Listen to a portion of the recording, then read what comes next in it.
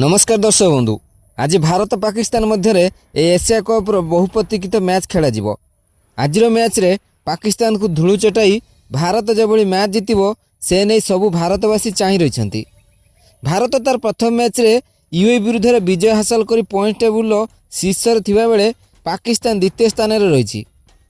Bharat UA को 9 wicket व्यवधान परास्त करने सह मात्र 4 ओवर 60 रन संग्रह कर 10.480 नेट हार में 1 नंबर स्थान में थिबा बेले पाकिस्तान 4.650 नेट रन रेट रे द्वितीय स्थान में अच्छी। एपरि स्थले भारत पाकिस्तान को हराइवा सह ग्रुप्र शीर्ष स्थान में रहिबा चेष्टा करिवो। पाकिस्तान मध्य भारत विरुद्ध मुकाबिला को जितिया प्राणपणे चेष्टा करिवो। भारत को हराई ग्रुप्र शीर्ष रहिबा उद्यम करिवो पाकिस्तान दल। यूए विरुद्ध मुकाबिला खेली एकादश अर्शदीप सिंह को भारत सामिल करनथिला, जहाकू किछि क्रिकेट लेजेंड माने नापसंद करथिले।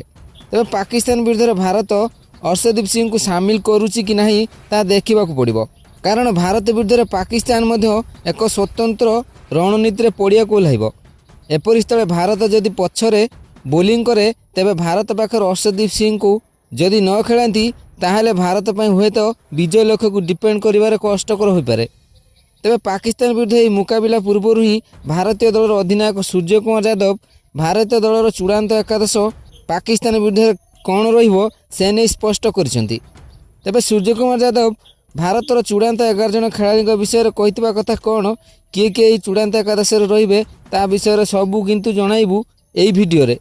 किंतु यह पूर्व जदि आपण मैंने भारतीय दलर जड़े सच्चा प्रशंसक ताहले दयाकोरी वीडियो को लाइक कर दिंतु एवं भारत पाकिस्तान मैच रे किए विजेता हेबो निजर मूल्यवान मतामत दयाकोरी कमेंट कर जणातु। तेबे आसंतु जानिबा संपूर्ण खबर।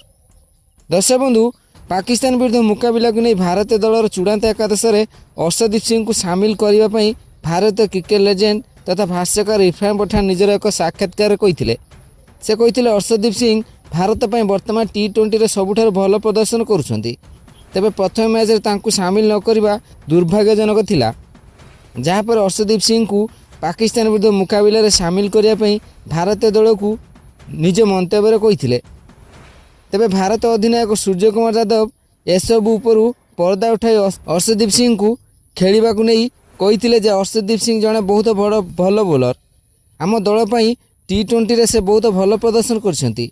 तेबे कथा हेउची पाकिस्तान विरुद्ध मैच रे तांको खेलिबा को नहीं आमे प्रथम मैच रे यूए विरुद्ध रे अर्शदीप सिंह को खेलाई नथिलु, कारण यूए विरुद्ध मुकाबिला रे पिच कंडीशन सेमित थिला।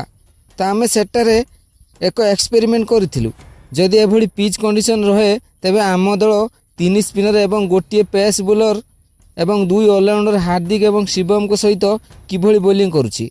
तेबे पाकिस्तान एक बहुत भल दल, तांको विरुद्ध आम दल एक स्वतंत्र रणनीति रे पड़िया को ओह्लाइब। प्रथमे आमे सेठाकर पिच कंडीशन देखिला परे केउ चूड़ांत एकादश सह खेलिबू ताहा उपरे चिंता करिबू। तेबे अर्शदीप सिंह खेलिबार कौनसी प्रश्न उठुनाई, कहीं Arshdeep Singh death over bowling Bumrah सहित पूरा ठीक रहिबे, जहाँ बुमराह उपरू चाप ह्रास करिबारे साहाय्य करिबो। तेबे मैच दिन आमे आमर चूड़ांत एकादश रे केउ आगाळे खेली को स्थान देबू ताहा उपरे एपर्यंत किछि चिंता करिनाहु। आमर बैटिंग लाइन समान रहिबो, किंतु जदि किछि परिवर्तन हेबो ताहले बोलिंग लाइन उपर होई पारे। तेबे दर्शक बंधु, सूर्य कुमार यादव को कहवा अनुसार अर्शदीप सिंह को भारतीय दल में सामिल करने उचित कि नुह दयाकर निजर मूल्यवान मतामत कमेंट कर जणातु।